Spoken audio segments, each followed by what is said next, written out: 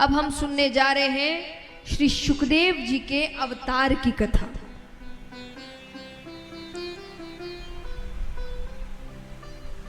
एक बार ब्रह्मा जी ने एक सभा का आयोजन किया। उसमें देवी देवता, यक्ष, गंधर्व, किन्नर, ऋषिगण सभी को बुलाया गया। उस सभा में प्रश्न उठा कि इस 3 लोक 14 भुवन में सबसे महत्वपूर्ण वस्तु क्या है, सबसे कीमती वस्तु क्या है। सबने अपना अपना मत दिया। कोई कहे कि हीरा, कोई कहे सोना, कोई कहे चांदी। वहां ऋषिगण बैठे थे, उन्होंने कहा ये सारी वस्तुएं तो बहुतों के पास मिलेगी, सोने की वस्तु तो यहाँ कईयों के पास होगी, है कि नहीं? कितनों के पास है? हाथ उठाना।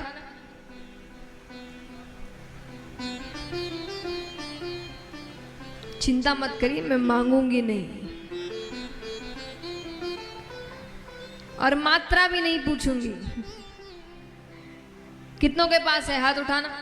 छोटी वस्तु भी कोई हो, सोने की कोई वस्तु है ना? बहुतों के पास है। तो वही ऋषिगणों ने कहा कि ये तो बहुतों के पास मिलेगी, और जो बहुतों के पास वो सबसे महत्वपूर्ण कैसे हुई? तो बोले फिर आप ही बताइए सबसे महत्वपूर्ण क्या है? बोले सबसे महत्वपूर्ण अगर कुछ है तो वो है प्रेम, निस्वार्थ प्रेम। हम सब भी प्रेम करते हैं, लेकिन वो स्वार्थ का होता है, बदले में कुछ ना कुछ चाहिए। वो प्रेम नहीं, निस्वार्थ, जिसको बदले में कुछ नहीं चाहिए, बिना कोई स्वार्थ के प्रेम करे। तो बोले वो कहां मिलेगा? कुछ लोगों ने कहा हो ना हो ब्रह्मा ब्रह्माणी के पास तो होगा। बोले ब्रह्मा जी तो रचना के कार्य में इतने व्यस्त रहते हैं, ब्रह्माणी के लिए उनके पास समय ही नहीं है, प्रेम इतना कहां से हो?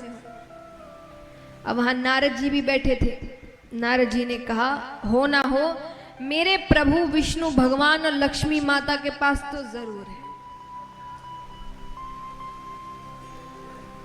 ऋषिगण ने कहा वहां भी उतना प्रेम नहीं है, क्योंकि अगर प्रेम की पराकाष्ठा होती तो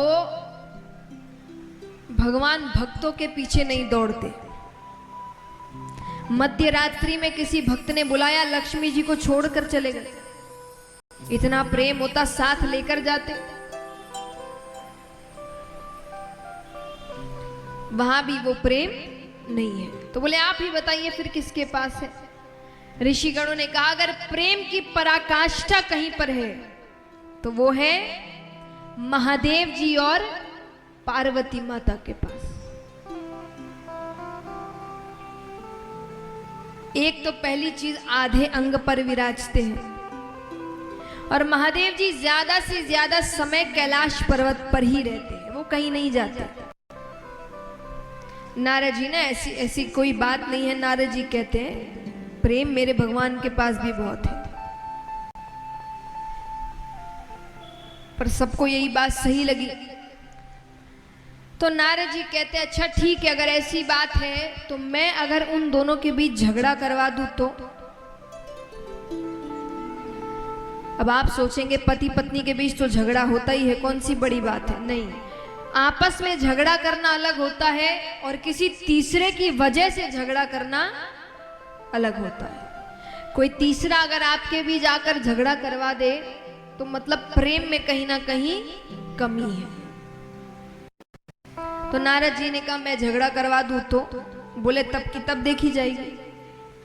अब नारद जी जाते हैं, रोजाना जाए पर दोनों साथ में ही बैठते थे, वापस आ जाए। एक दिन सौभाग्य से महादेव जी कहीं गए हुए थे। नारद जी जाते हैं, माता को प्रणाम करते हैं।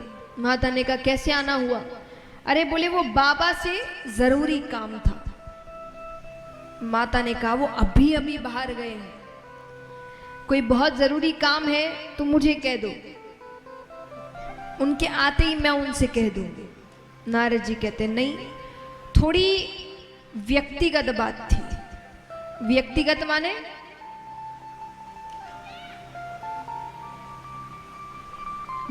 माने पर्सनल, हर किसी को नहीं बता सकता। माता ने कहा आपके बाबा और मेरे बीच कोई भी व्यक्तिगत बातें नहीं रहती, वो सब कुछ मुझे बताते हैं। नारद जी ने कहा मैं नहीं मानता,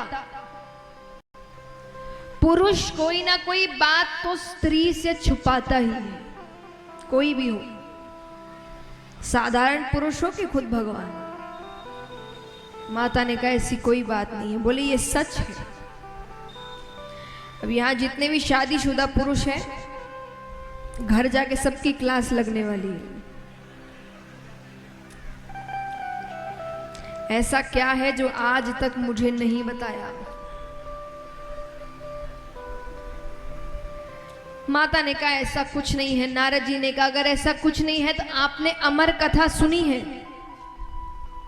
माता ने कहा ये कौन सी कथा है रे? बोले बहुत गोपनीय कथा है, बाबा हर किसी को नहीं सुनाते, जिससे सबसे ज्यादा प्रेम करते हैं उसे ही सुनाते। माता ने कहा इसका मतलब मुझसे प्रेम ही नहीं करते?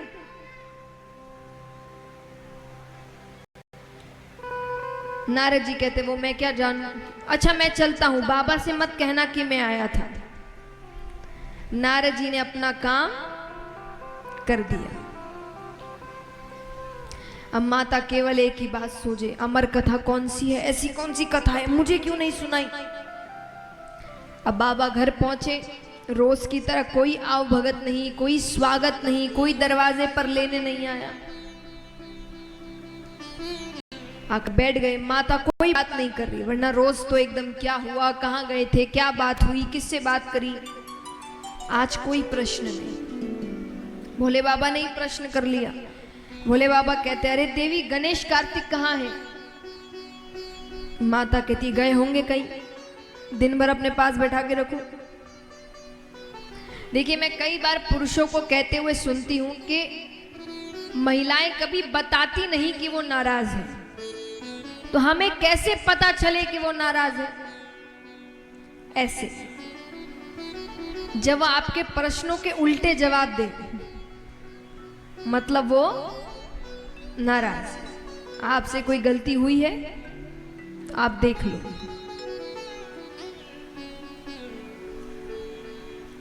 तो उन्होंने कहा कि बच्चे कहाँ हैं? माता कहती गए होंगे कहीं, दिन भर अपने पास बैठा के रखो।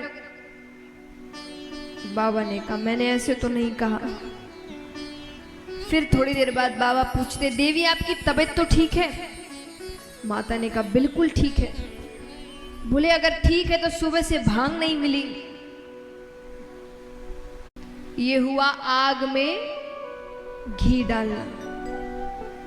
अब वो कहीं का गुस्सा कहीं उतर रहा है। माता कहती है रोज रोज भांग घोट कर दो, बड़े बेटे को खीर बना कर दो, छोटे को लड्डू बना कर दो, इन्हीं चीजों के लिए ब्याह के लाए थे क्या मुझे? पार्वती माता कहती है क्या? भोला भांग तिहारी ओ नित घोटत घोटत हारी, के भोला भांग तिहारी ओ नित घोटत घोटत हारी। ओ मेरे दोनों हाथ दुखाए, तेरी एक दिना की होए तो घोटू रोज न घोटी जाए। भोला भांग तिहारी, भोला भांग तिहारी ओ नित घोटत घोटत हारी। भोला भांग तिहारी घोटत घोटत हारी। मेरे दोनों हाथ दुखाए, तेरी एक दिना की होए तो घोटू रोज न घोटी जाए। भोला भांग तिहारी घोटत घोटत हारी। भोला और माता कहती है कि मेरे पिता के घर में मुझे इतने नाजों से पाला गया, एक काम नहीं करती थी मैं वहां, और यहाँ जब से आई हूँ केवल भांग घोट रही। माता कहती है तन को नाज से पाला, कैसे सहूं कसाले। नाजुक तन को नाज से पाला, कैसे सहूं कसाले। अरे नाजुक तन को नाज से पाला, कैसे सहूं कसाले।